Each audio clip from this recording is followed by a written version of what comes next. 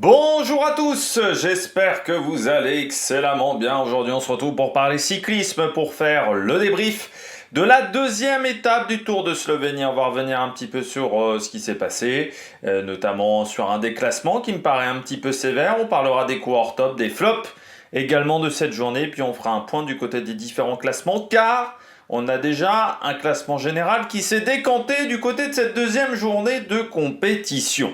Allez, n'hésitez pas à vous abonner à la chaîne, à réagir dans les commentaires, à mettre un pouce bleu, à partager la vidéo sur les réseaux sociaux, notamment auprès de vos proches, si vous pensez que ça peut les intéresser. Dans les commentaires, n'hésitez pas à me dire qui vous a plu, qui vous a déçu. Quand vous vous abonnez à la chaîne, vous pouvez rajouter la petite cloche, comme ça vous êtes au courant des dernières vidéos qui viennent de sortir. Plus vous cliquez rapidement sur une notification, sur une miniature, et bien plus les vidéos sont mises en avant par YouTube. Ça me permet de me soutenir. Deuxième moyen de me soutenir, eh bien, c'est de faire un super thanks. Et là, ça se passe dans les commentaires. Je remercie les gens qui font cet effort du super thanks et qui font l'effort de cliquer rapidement. Également sur les notifications. Cette deuxième étape du Tour de Slovénie, bien plus animée que prévu. C'est vrai que souvent maintenant on a le cas sur les grands tours d'avoir des étapes où sur le papier on pensait qu'il n'allait pas se passer grand chose. Je pense notamment à la deuxième semaine du Tour d'Italie. Et au final, c'est une journée qui devient extrêmement animée. Et bien là, ça a été le cas sur cette étape du Tour de Slovénie. Je vous avais dit, monter à la seule grosse montée de la journée était à la moitié de la journée, la moitié de l'étape. C'était une montée de 7 km, mais ça restait une montée, on va dire, de deuxième catégorie Tour de France. Donc pour moi, c'était pas forcément, enfin entre 3 et 2, c'était pas forcément la montée la plus compliquée. Et puis dans le final, il y avait certes quelques petites bosses, mais qui étaient extrêmement légères. Sauf que comme on a roulé très très vite pendant toute la journée, parce que normalement l'étape était prévue pour arriver à 15 heures et on est arrivé un petit peu avant 15 heures, on a quand même roulé à plus de 43, quasiment 43,5 de moyenne, avec un peloton qui n'est pas forcément habitué à ces intensités-là. Il n'y a pas forcément, il n'y a pas 10 équipes du World Tour au départ, donc forcément ça a des conséquences. Avec une Lidl Trek qui a roulé pendant toute la journée, qui a fait les efforts tout au long de l'étape, eh bien, c'est vrai que on s'attendait peut-être pas à ce tempo-là, et sur la fin de journée, eh bien, ça a eu des conséquences, avec notamment un petit groupe qui a réussi à s'isoler à une quinzaine de kilomètres de l'arrivée. Groupe où on retrouvait notamment Tao Gegenhardt, on retrouvait Fabio Crestan, qui se retrouvait en tête du classement général virtuel à ce moment-là. Et puis on avait également du côté de cette étape Anders Alland Johannesson, Gross Schartner également du côté de la UAE, ou encore Ormzel avec Rui Oliveira. Ces 6 hommes qui réussissent à s'échapper, donc encore une fois une quinzaine de kilomètres de l'arrivée. Tout de suite ça prend un petit peu d'avance. Derrière, le piégé du jour, c'est Juan Pedro Lopez, mais qui avait devant lui Tao Gegenhardt, donc pas forcément la capacité de rouler. Les équipes italiennes également, que ce soit la Bardiani ou la Polti, se sont fait avoir, mais pas forcément des grands leaders pour le classement général du côté de ces formations. Et à la fin, en plus on était un petit peu désorganisé, il y a un moment une attaque de Juan Pedro Lopez, enfin ça part un petit peu dans tous les sens. Et à la fin, eh bien, ce petit groupe de 6 s'est bagarré pour la victoire. Il y avait également Serge Bax également, qui a un peu craqué sur la fin. Donc ils étaient 7, et ce groupe de 7 se bagarre pour la victoire à la fin. Vous avez Gross Schartner qui emmène, puis Fabio Crestan, et à la fin, eh bien, c'est Rui Oliveira qui dans un premier temps s'impose, mais ensuite il est déclassé pour un petit mouvement considéré comme un sprint irrégulier dans le final du côté du Portugais. Bon, vous savez que pourtant je suis quand même très sécurité, quand même plutôt à déclasser, je suis plutôt sévère dans ce sens-là. Mais là, je trouve qu'on est allé trop loin sur le déclassement de Rui Oliveira. Certes, il y a un mouvement dans le sprint de Rui Oliveira, il y a un mouvement, mais pour moi qui ne gêne absolument pas Fabio Crestan. Premièrement, parce que pour moi c'est un mouvement léger, on est quand même sur un sprint, il y a beaucoup de puissance de développer, il ne faut pas le négliger. Je suis même pas sûr que ça soit un mouvement fait exprès. De la part de l'UCI considère que c'est, je pense, un mouvement fait exprès. Pour moi, c'est pas le cas. Parce que si c'est un mouvement fait exprès, sur la fin, il reprend pas sa trajectoire Pour moi, je pense il a dévié peut-être par un peu trop de puissance, peut-être parce qu'il ne regardait pas correctement sa trajectoire, mais je pense qu'il n'a absolument pas voulu enfermer à ce moment-là Fabio Christen. Je trouve par contre que Fabio Christen arrête très vite son sprint. Je l'avais déjà dit il y a 2 ans, je crois, ou l'an dernier, sur le Tour de France avec Van Aert, qui une fois avait arrêté un sprint et avait levé les bras un petit peu au ciel. Et j'avais dit, le mec se fait son adversaire s'était fait déclasser, surtout parce que Van Aert avait un peu gueulé dans tous les sens. Là, pour moi, c'est totalement le cas. C'est-à-dire, comme Fabio Christen arrête son sprint, élève un petit peu le bras, alors de manière moins intense que Van Aert ce jour-là, eh bien Oliveira s'est fait déclasser. Sauf que le principe normalement d'un commissaire, c'est un peu le principe d'un juge, il ne doit pas se faire avoir par, on va dire, les à côté, par les extérieurs. Il doit juste juger l'action. On lui demande de juger un sprint, il doit juger le sprint. Est-ce que là, Fabio Christen est enfermé? Je ne crois pas. Pour moi, est-ce que Fabio Christen est gêné? Je ne le considère pas non plus, car pour moi, Fabio Christen peut continuer à pédaler. Pour moi, c'est Fabio Christen qui arrête de lui-même de pédaler, mais sans forcément être véritablement gêné, mais parce qu'il veut faire déclasser Rui Oliveira et qu'il sait qu'en arrêtant son sprint, en faisant de cette manière-là, il peut faire déclasser Rui Oliveira qui sur le papier est plus fort. Et qui, je pense, était plus fort aujourd'hui. Rui Oliveira, même si Fabio Christen était dans une bonne journée. Pour moi, un commissaire de l'UCI ne doit pas se faire avoir par ce qu'a fait Fabio Christen. Que Fabio Christen essaye de le faire, bon, c'est pas hyper fair play, mais on va dire, ça se tente. Voilà, de toute façon, dans le sport, le fair play n'existe pas toujours. Par contre, les commissaires ne doivent pas se faire avoir. Ils doivent voir que pour moi, c'est limite de la simulation ce qu'a fait Fabio Christen. Parce qu'il a encore la place de sprinter, il a encore un vélo et demi facile de large. Encore une fois, Rui Oliveira bouge un petit peu sa ligne, mais ne le gêne absolument pas. Voilà, il n'y a pas un blocage manifeste de la part de Rui Oliveira. Ça, c'est mon point de vue. Hein. Et je trouve que les commissaires de l'UCI là, se sont fait complètement avoir. Moi, si j'avais été commissaire, j'ai regardé le sprint en 3-4 fois hein, pour vraiment être sûr. Pour moi, oui, Rui Oliveira bouge de sa ligne. Mais pour moi, sans intention de gêner Fabio Christen et sans intention de bloquer Fabio Christen, et donc de modifier le résultat. Et surtout pour moi, Fabio Christen n'est pas gêné dans son sprint. Pour moi, Fabio Christen arrête de sprinter avant même presque le changement de cap de Rui Oliveira, hein, parce qu'il arrête de sprinter assez vite.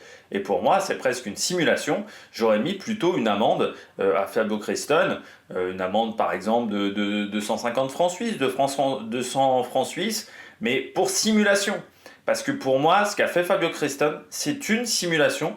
Et je trouve ça incroyable que les commissaires de l'UCI soient tombés dans le panneau. Et je l'avais dit, je me souviens quand Van Aert arrête de sprinter, et j'avais dit, un jour on aura peut-être un précédent, ça créera peut-être un précédent, un jour il y a peut-être des mecs qui vont arrêter de sprinter juste pour déclasser d'autres coureurs. Et là, je pense que c'est ce qui s'est passé. Parce que là, très clairement, Rui Oliveira, il bouge encore moins qu'Arnaud Démare sur le dernier Tour de France quand il se fait déclasser. Et déjà, je trouvais que le déclassement d'Arnaud Démare était vraiment injustifié pour moi ce jour-là. Donc autant vous dire que là, quand j'ai appris que Rui Oliveira était déclassé, en plus c'est arrivé assez vite, hein, parce que c'est 45 minutes, 50 minutes après l'arrivée, donc c'est arrivé quand même vite. Je me dis, non, là, faut quand même pas déconner.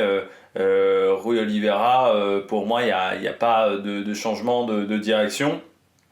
Et pour moi, un commissaire ne doit pas se faire avoir par la situation qu'a provoqué Fabio Christen.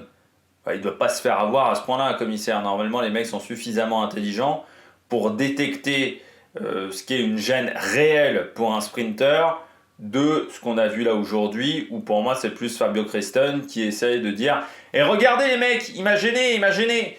Mais vraiment en insistant très lourdement, et pour moi, c'est ce qu'on pourrait appeler de la simulation. L'objectif est de pénaliser un adversaire. Et pour moi, les commissaires sont tombés dans le panneau.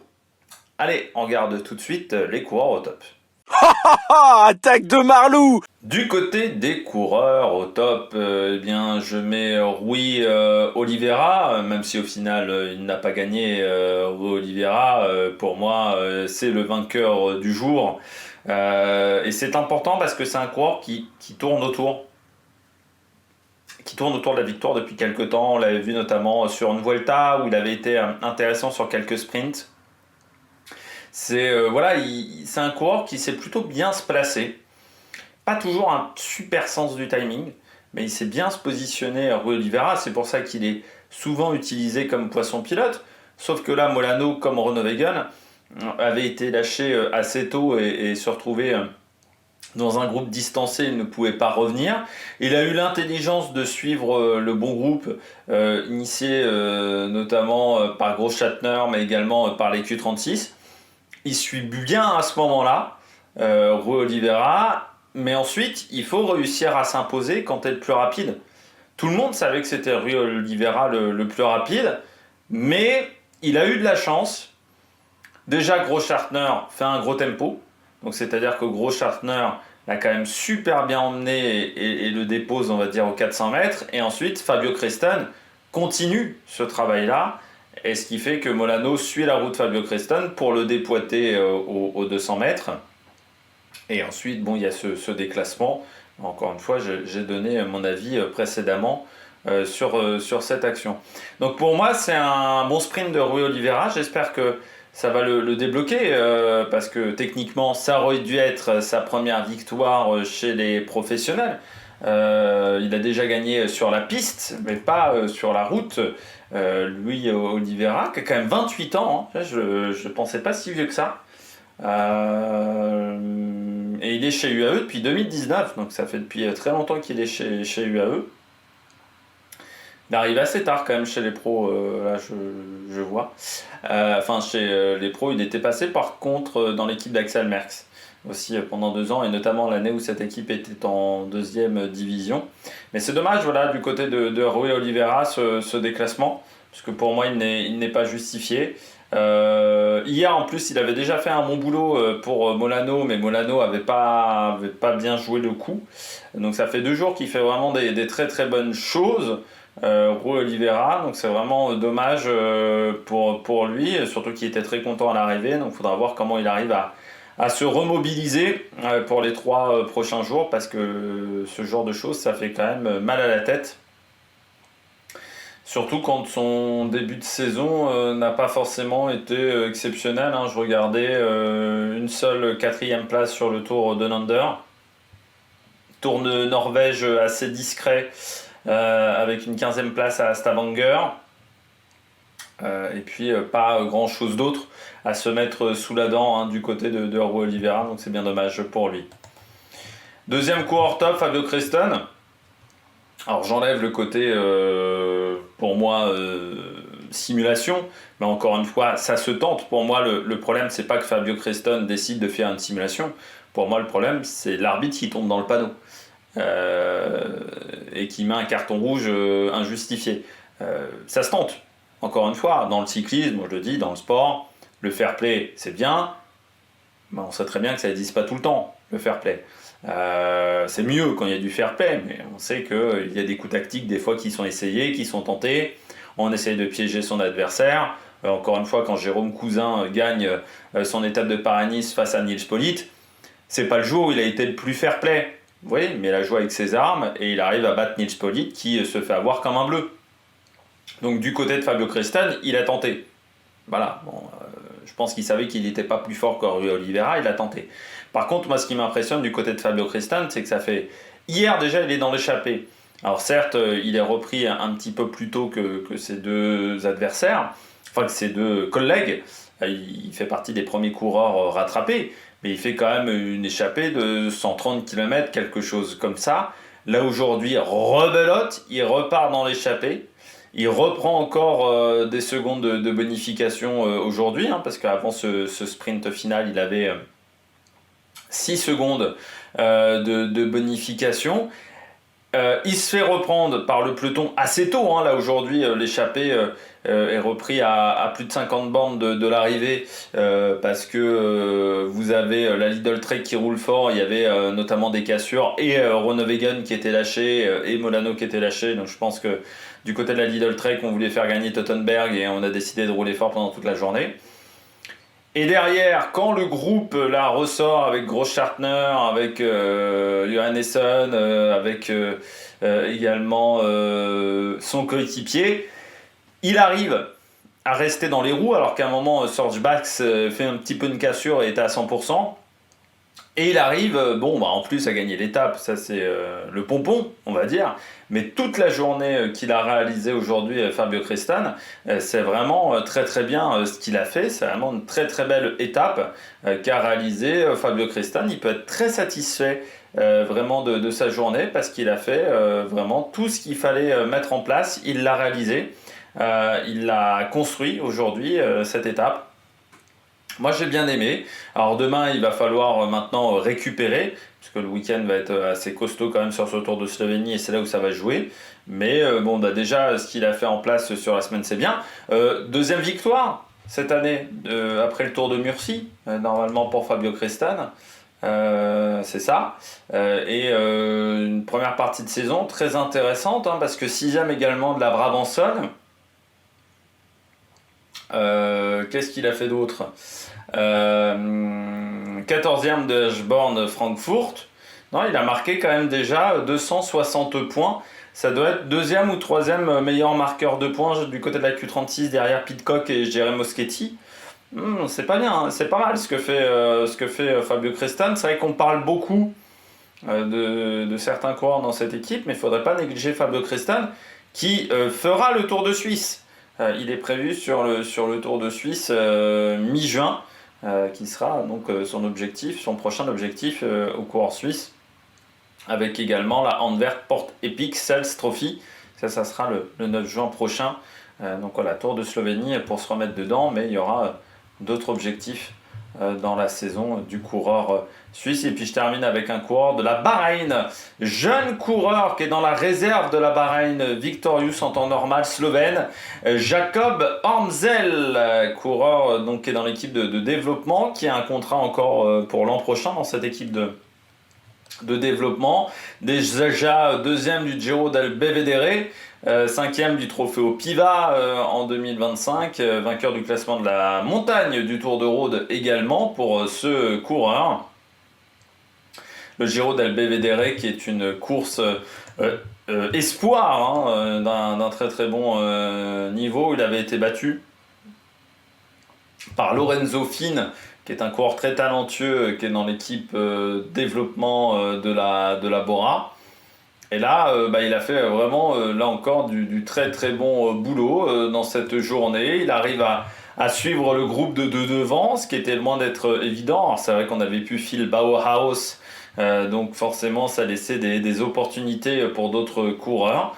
Et puis derrière, dans le sprint, tu sens qu'il manque un peu d'énergie, il se fait un peu bloquer. Puis il manque un peu de ressources et d'énergie, mais il arrive quand même à faire cinquième aujourd'hui. Donc c'est bien pour un coureur qui vient d'avoir 19 ans, parce qu'il les a eu le 21 mars dernier, qui vient de Nové Mesto également, qui sera le lieu d'arrivée de la dernière étape. Donc non, très très intéressant ce qu'a réalisé ce coureur. Donc voilà, je voulais le mettre en avant. Jakob Ormzel, j'ai pas beaucoup de références sur toutes ses carrières, sur toutes ses saisons. Alors quatrième de la 1 Bugey Valromé Tour, qui est une course là aussi intéressante chez les juniors. Troisième du Tour du Pays de Vaud, là aussi. Neuvième de la course de la paix également. Quatrième de l'étape de Sienne sur l'Heroica Junior Nation Cup. Vainqueur de Paris-Roubaix Junior.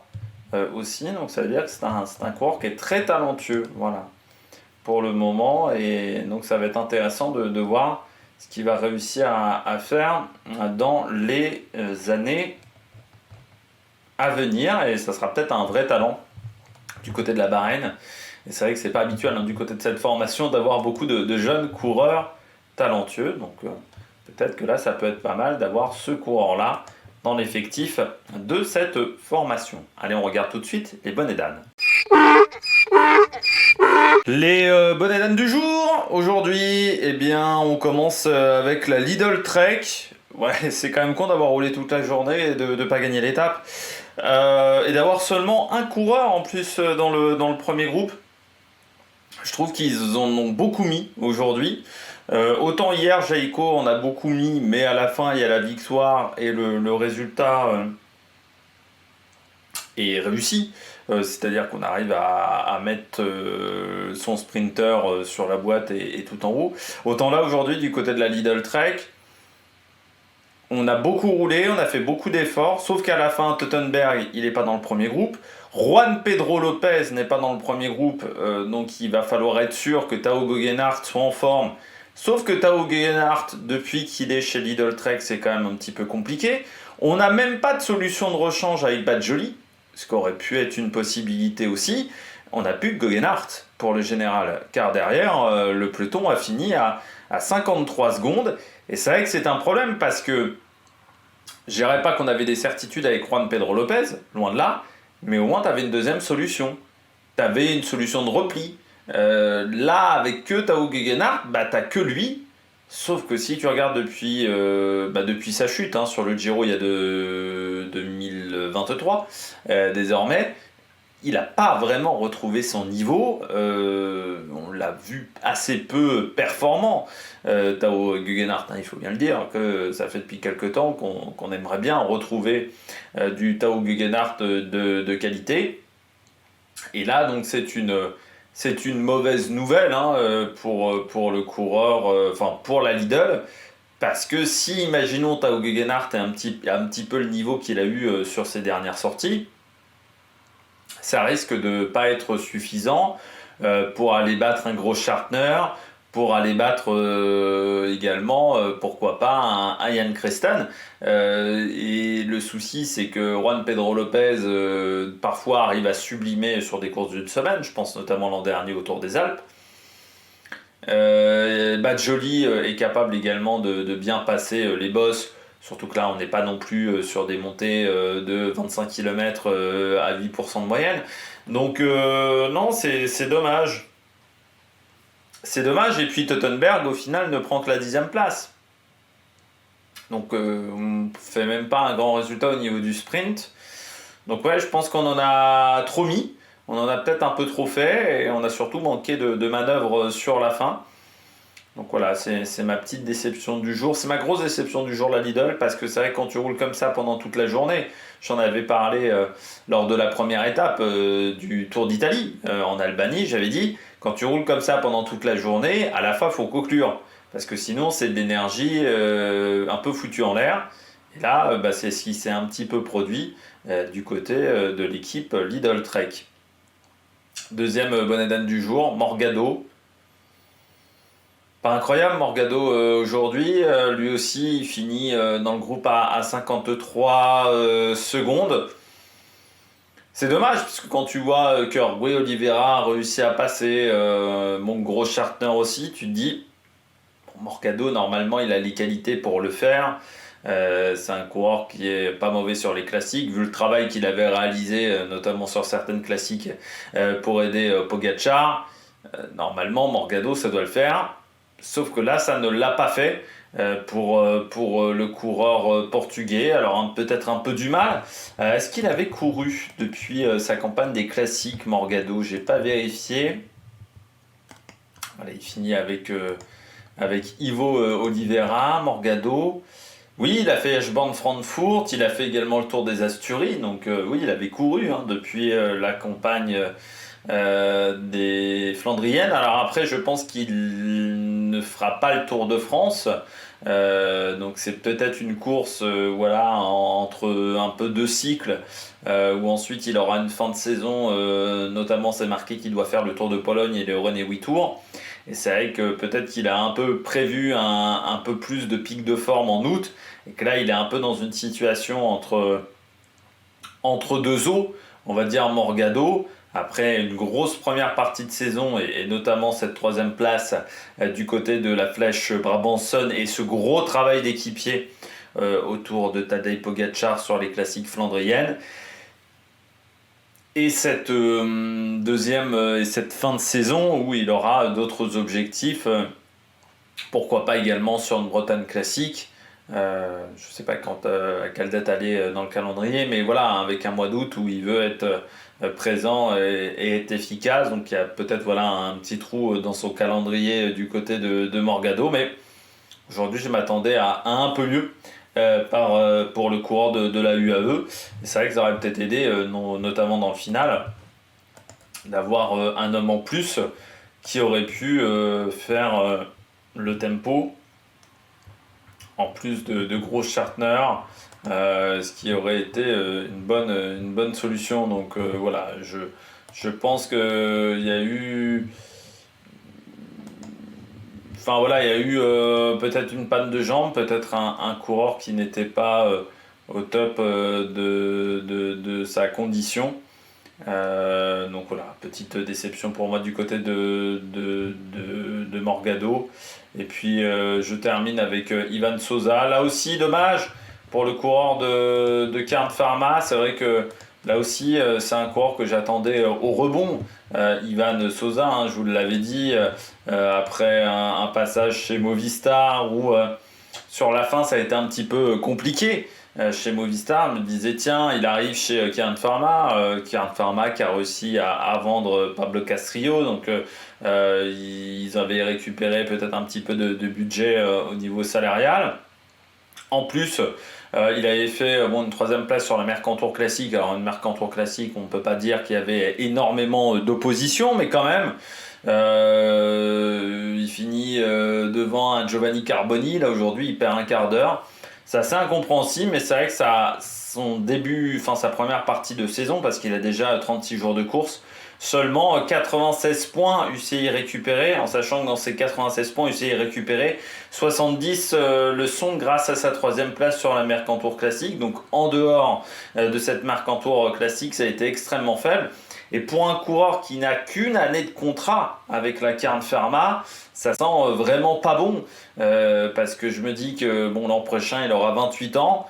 S'il n'y a pas de résultat plus intéressant que ça du côté d'Ivan Sosa, ça sent le retour en continental en Colombie. Parce que là,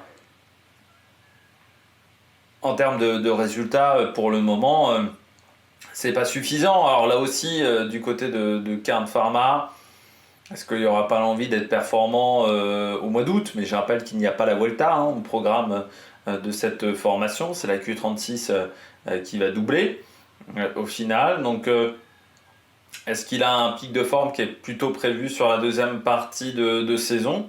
Mais là, il va falloir réussir à obtenir des résultats et à faire mieux en termes de course. Parce que pour le moment, c'est pas suffisant. Et s'il veut soit renouveler son contrat chez Kern Pharma ou soit trouver une nouvelle formation en deuxième division, eh bien, il va falloir très nettement augmenter son niveau et améliorer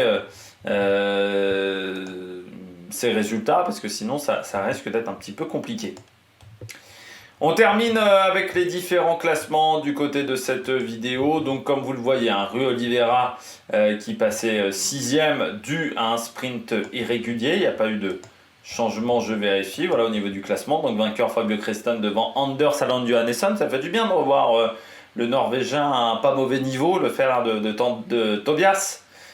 Qui en ce moment fait pour l'instant sa meilleure saison depuis qu'il est chez les pros, depuis qu'il est dans l'équipe 1 de la Uno X. Guggenhardt 3 devant Großschartner, Ormsel et Rui Oliveira, donc qui prend la 6ème place. Ce sprint du peloton est remporté par Nicolo Paresini devant Lolland et Teutenberg, et nous avons un abandon avec Patrick Thoman qui était dans l'équipe Pierre Baguette, qui n'a pas pris le départ mais qui a été impliqué dans une chute hier, Patrick Thoman, dans la fameuse chute à une dizaine de kilomètres de l'arrivée, où il y avait notamment le coureur de la Euskaltel.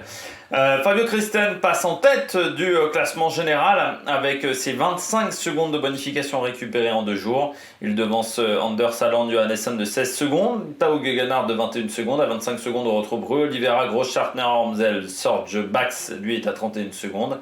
Et enfin Barcelo 1,15, Morgado 1,16 et le reste du peloton à 1 minute 18. Du côté du classement de meilleurs sprinters, c'est également Fabio Christen qui est en tête avec une belle avance, 49 points au classement, c'est-à-dire qu'il a quasiment 25 points d'avance, 24 points d'avance sur Ronewegen et Anders Alland Johannessen et 29 points sur Tim Tottenberg et sur Phil Bauhaus. Voilà du côté de ce classement. Le classement de la montagne est dominé par Fabio Christen avec 12 points, devant Steinhardt, Maroli et Uriarte.